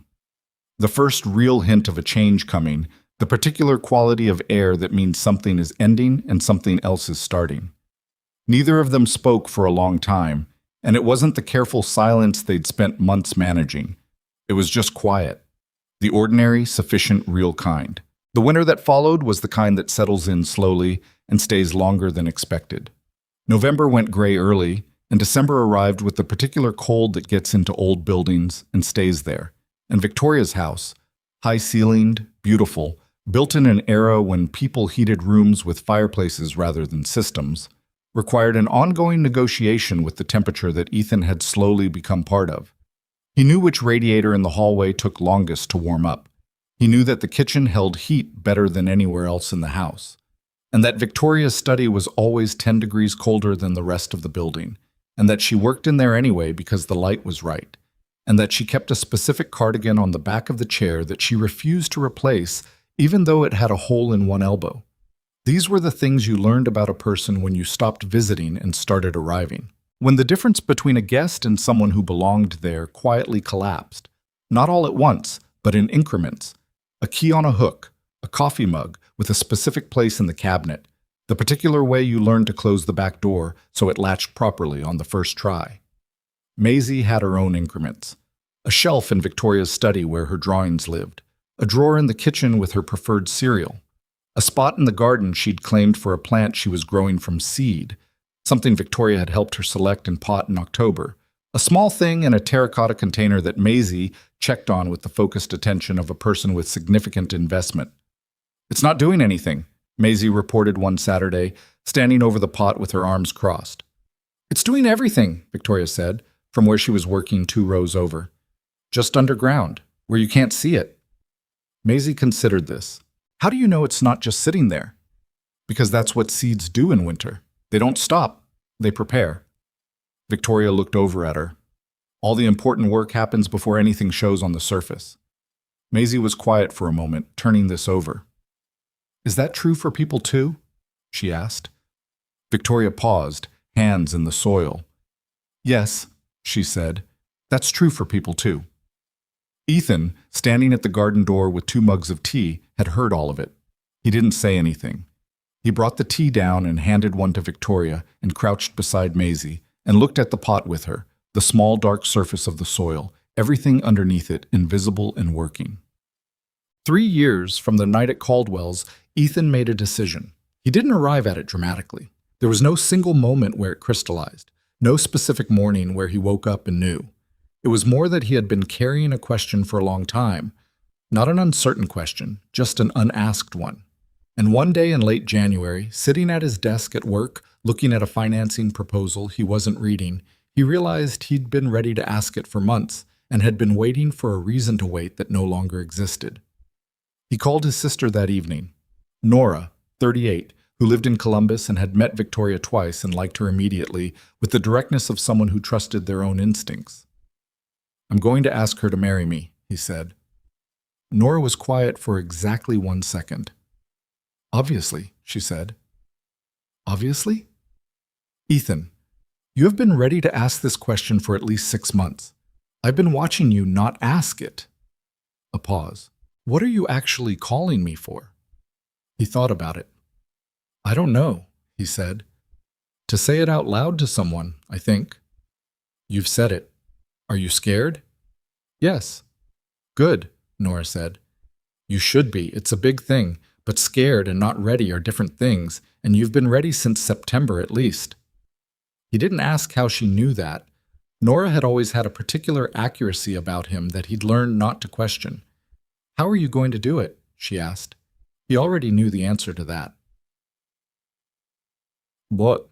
He called the restaurant 2 weeks in advance. Caldwell's had a new manager, a woman named Dana, who had taken over from the previous management about 8 months ago and was, Ethan discovered, very willing to accommodate a specific request when the reason for it was explained. "Table 14, she said. "The east side, near the window." "That exact table," he said. "Same position it's always been, if possible. I know restaurants rearrange." "We haven't rearranged that section," she said. "It's still there." A pause. "We can reserve it exclusively for you. What time?" 7 o'clock, February 14th.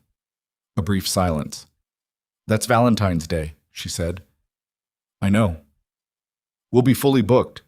You understand it might be, loud, I know. That's all right." He paused. The first time we were there, it wasn't quiet either. He didn't explain further. Dana seemed to understand that no further explanation was coming. Table 14, she said. 7 o'clock, February 14th. I'll note it. The question of the ring took longer than the question of the restaurant. Ethan was not a person who bought jewelry. He had basic competencies in most domestic areas. He could cook, he could manage a household, he could navigate parent-teacher conferences and pediatric appointments, and the particular emotional landscape of raising a small child alone. But standing in a jewelry store in the second week of February, looking at cases full of rings, he felt the specific inadequacy of a person attempting something they'd never done before. The saleswoman was patient. She showed him options.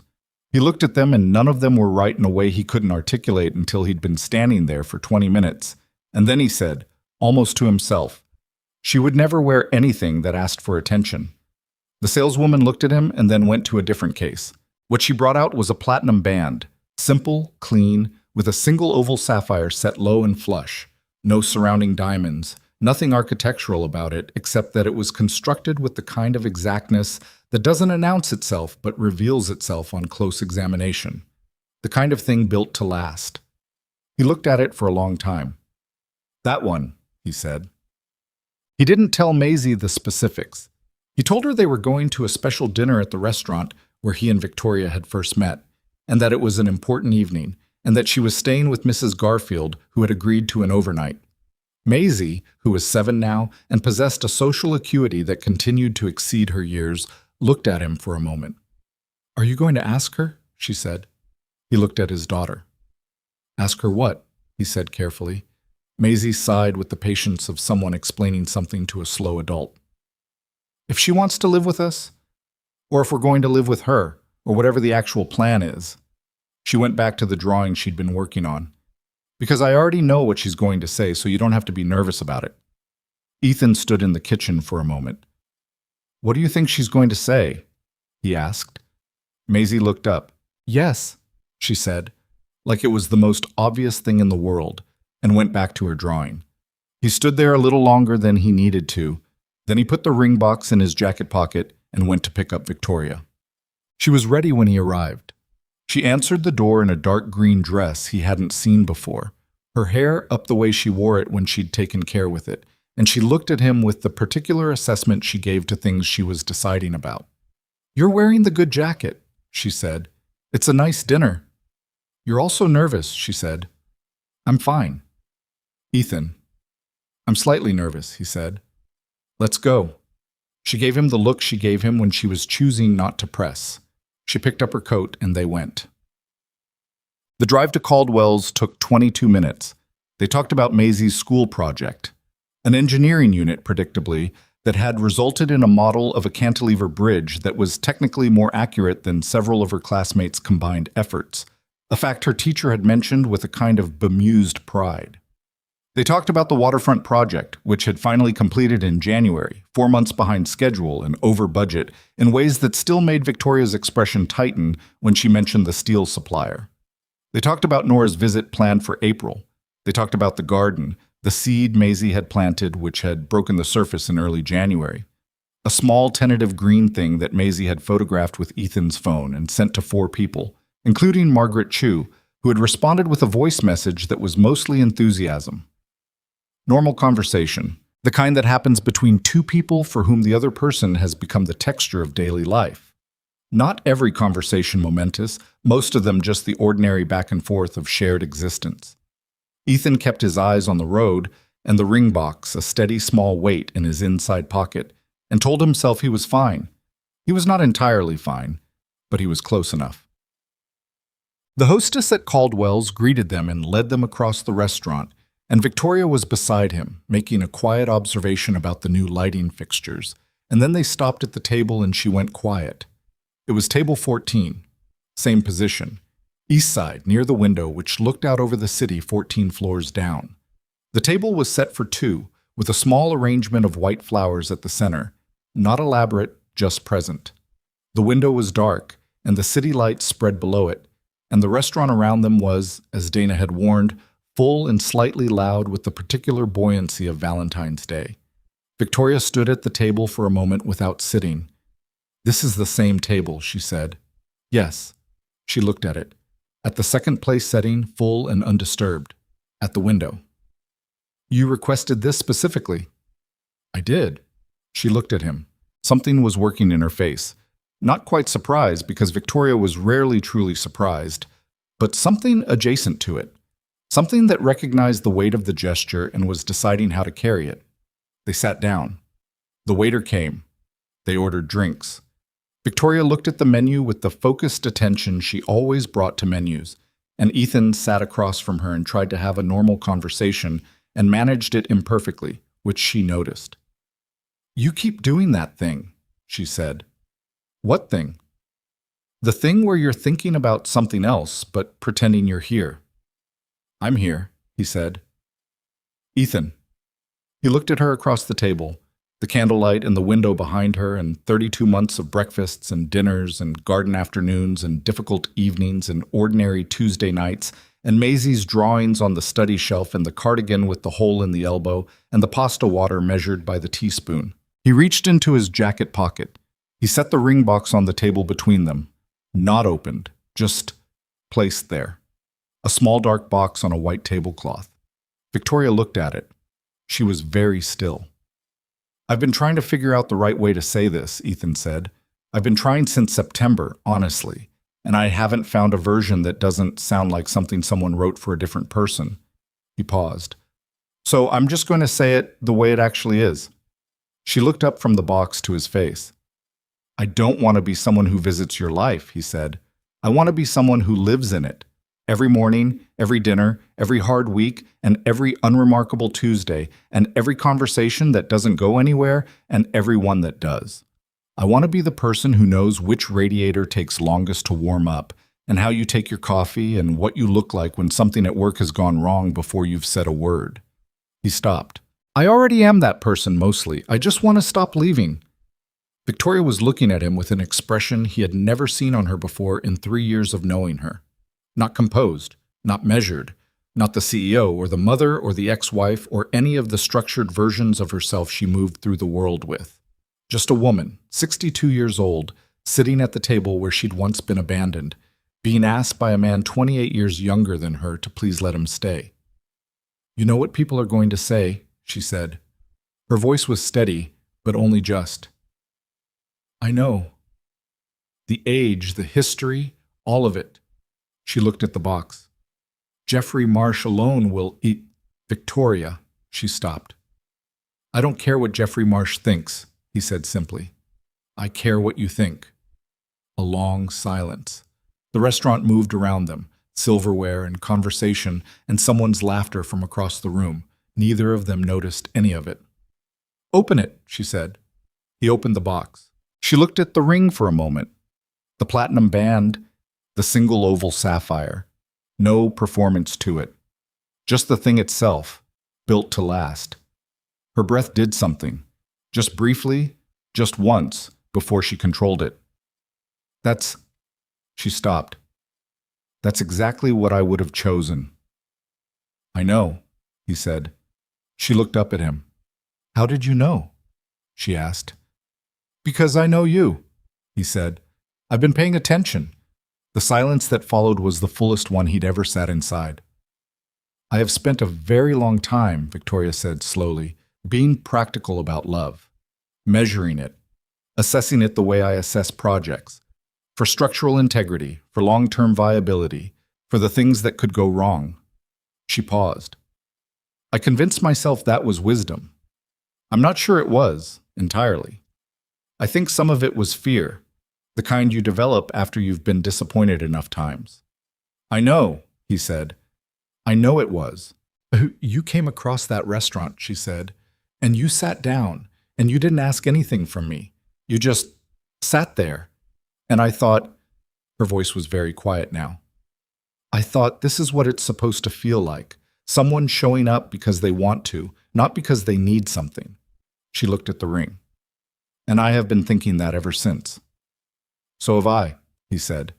She reached across the table and put her hand over his. "Yes," she said. He looked at her. "Yes, she said again with more conviction, with the particular clarity of a woman who means what she says and says only what she means. Ethan. Yes. He took the ring from the box. His hands were not entirely steady, which she noticed and did not comment on. He put it on her finger and it fit, which it should have. He'd confirmed the size through Margaret Chu, who had thought the whole arrangement was deeply romantic and had helped with a thoroughness that bordered on project management. Victoria looked at her hand for a moment. Then she looked at him. Her eyes were bright. She would not call what happened in them crying, and Ethan would not call it that either, because he'd learned that Victoria Ashcroft was allowed to define her own emotional experience, and whatever this was, it was hers. "The chocolate fondant," she said. Her voice had gone slightly rough at the edges. He looked at the menu he hadn't opened. "We should order it. We should absolutely order it." They did. It arrived warm, the way it had the first time, and they ate it slowly and didn't talk for a while, which was its own kind of conversation. Below the window, the city went on with its business, cars and lights, and the ongoing noise of people living their lives in whatever directions lives go. And up here in the amber warmth of table 14, two people sat with chocolate and a ring and 3 years of everything behind them. "Claire," Victoria said at one point. "I called her last week," Ethan said, "before I did anything else." Victoria looked at him.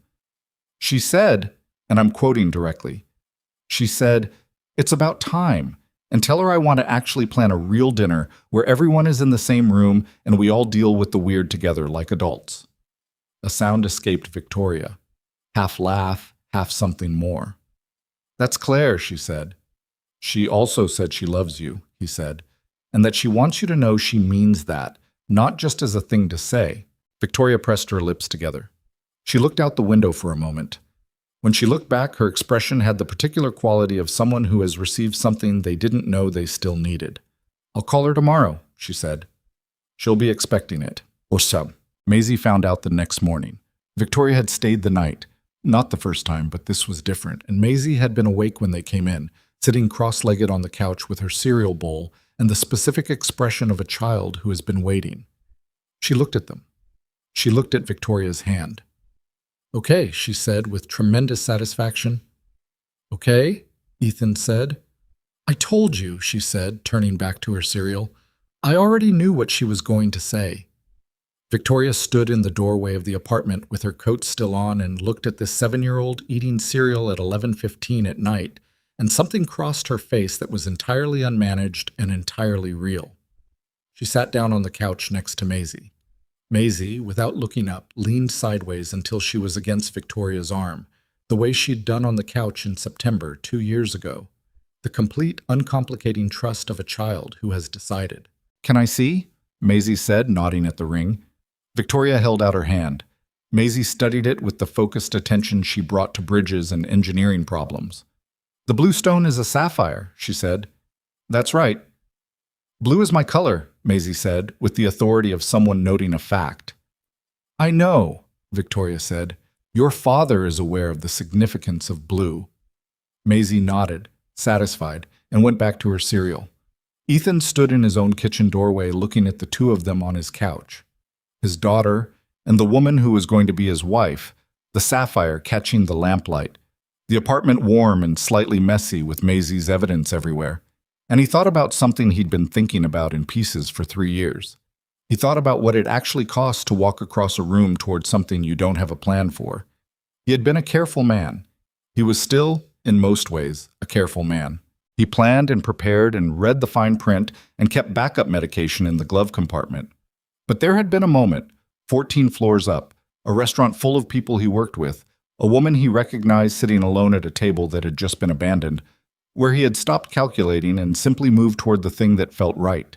Not because he was brave, not because he'd figured anything out, just because the alternative, standing at the bar watching her sit alone and not doing anything, had felt like a kind of failure he wasn't willing to live with. And that single unchosen, uncalculated, slightly irrational decision had led him here. To this apartment, this woman, this child, this life, the specific and improbable and mostly wonderful shape of it. He didn't think life rewarded courage the way stories suggest it does. He'd known people who did brave things and got nothing for it, who walked toward difficult things and found only more difficulty. The universe was not a mechanism for distributing justice to people who acted well. He'd understood that for a long time. But he thought he had come to think in the way you come to think things through accumulated evidence rather than sudden revelation, that there was something to be said for the person you became when you stopped standing at the bar. When you put down your drink and walked across the room and sat down next to somebody who needed company and didn't make it a bigger thing than it was. When you showed up for a planning commission presentation and carried someone's tea and answered when called and stayed when staying was complicated. Not because the universe was watching, not because virtue was a deposit that paid interest, but because that was the kind of person you had decided to be, and becoming that person, incrementally, imperfectly, through specific choices made in specific unremarkable moments, was its own reward. It was, in fact, the only reward that lasted. He had not been looking for Victoria Ashcroft. She had not been looking for him. What they had found in each other had not been planned or designed or arrived at through any kind of wisdom.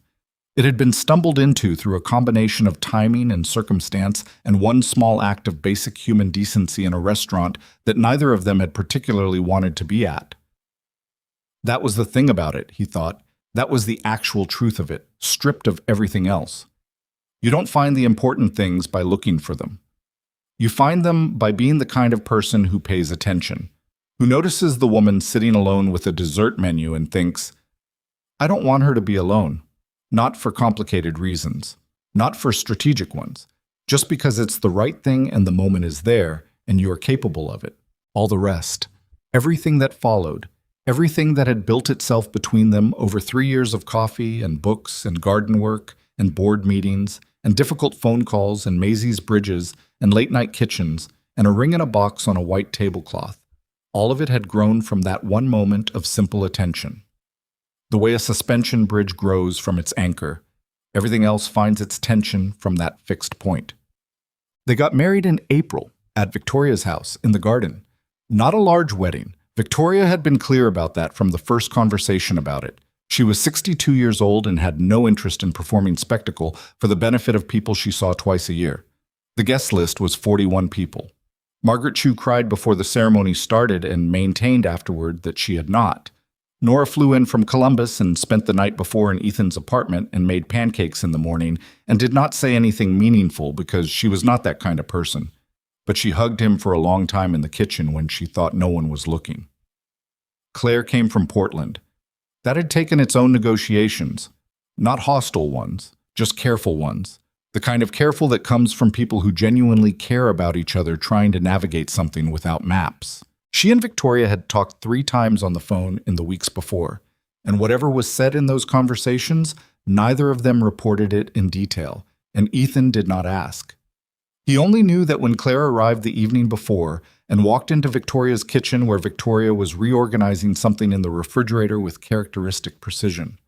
They stood in the kitchen together for a moment, and then Claire said something quietly, and Victoria turned and they held each other in the specific, wordless way of a mother and daughter who have been imperfect together for a long time and have decided to keep trying anyway. He saw it from the hallway. He went back the way he'd come and didn't mention it. On the morning of the wedding, Maisie informed everyone at breakfast that she had prepared remarks. You have prepared remarks, Ethan said. For the ceremony, she said. Margaret said there would be a part where people can talk. The toast is at the dinner, he said, not the ceremony itself. I can do both, she said. She did in fact do both. At the ceremony, she stood up when the officiant asked if anyone had words and delivered with absolute composure a 45-second statement about suspension bridges and why tension made things stronger rather than weaker, and the specific relevance of this to her dad and Victoria. The officiant looked briefly uncertain about whether this was happening. Ethan looked at Victoria. Victoria was pressing her lips together in the way she did when she was fighting a smile she had decided was undignified. She lost the fight. She laughed, full, real, the way she laughed when she forgot to manage it. And it went through the garden and the 41 people in it, and everything was fine and real and alive. At the dinner, Maisie's toast was about the sapphire, about blue being her color and how she had decided Victoria could share it. This received a longer response than the structural engineering remarks had. Late that night, after the guests had gone and Maisie was asleep, and the house was quiet with the particular quiet of a day that had been full, Ethan and Victoria sat on the back step of the garden with 2 glasses of wine. They were barely drinking, and the April night around them, cool and clear. The plant Maisie had grown from seed was there in its terracotta pot, visible in the dim light from the back window.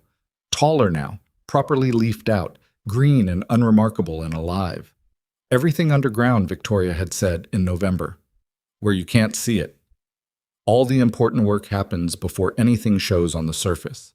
Victoria's hand was in his, the sapphire faint in the dark.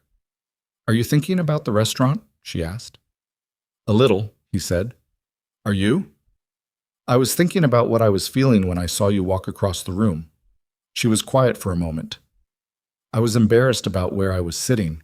I was angry at myself for being embarrassed, which was its own complication. And then you came over, and I thought—" She paused. "I thought, whoever this is going to be for me, it's going to matter." "You thought that immediately?" "I thought I should be careful," she said. "But yes, underneath the careful, yes." He turned the wine glass in his other hand. "I was just trying to do the right thing," he said. "I know." Her thumb moved against his hand. "That's exactly why it worked." He looked up at the sky. Clear, the stars doing what stars do. Indifferent and constant, and in their indifference, somehow comforting. The universe was not watching. It was not keeping score or preparing rewards or measuring the quality of the things people did in restaurants when nobody important was looking. But the things you did in those moments, they became you. Gradually, without announcement, the way seeds became plants and friendships became love, and one dinner at table 14 became a life. You were not the grand version of yourself that existed in some imagined future. You were the accumulation of what you chose, quietly, in the moments when you could have chosen otherwise. Ethan had walked across a room toward someone who needed company. He had done a small, decent, entirely ordinary thing, and everything, all of this, all of it, had grown from that. "Victoria," he said. "I'm glad I put the drink down." She turned to look at him. Her face in the low light, familiar and real, the version of her he knew now. The cardigan with the hole in the elbow version, the measured pasta water version. The version that argued with structural load calculations and laughed when she forgot not to and held his daughter's hand without being asked. "So am I," she said. The same words. The 3rd time she'd said them now. First at the restaurant, then in his kitchen after September.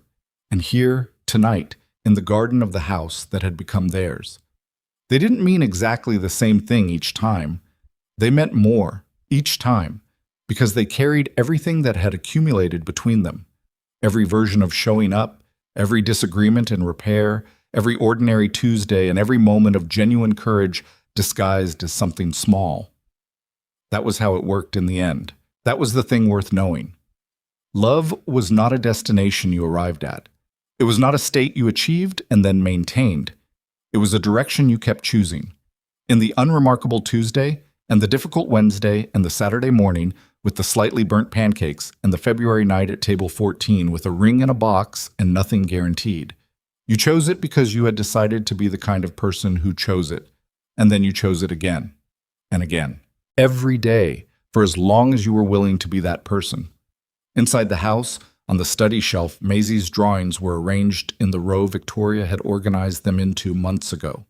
Bridges and buildings and structures, and one drawing, done in blue crayon, of 3 people standing in a garden that Maisie had titled, in careful 7-year-old letters at the bottom, "Us." The seed in the terracotta pot moved very slightly in the night breeze. The house held its warmth, and in the garden, on the back step, 2 imperfect people sat together in the dark and let the night be what it was. Quiet, sufficient, enough. The way real things are,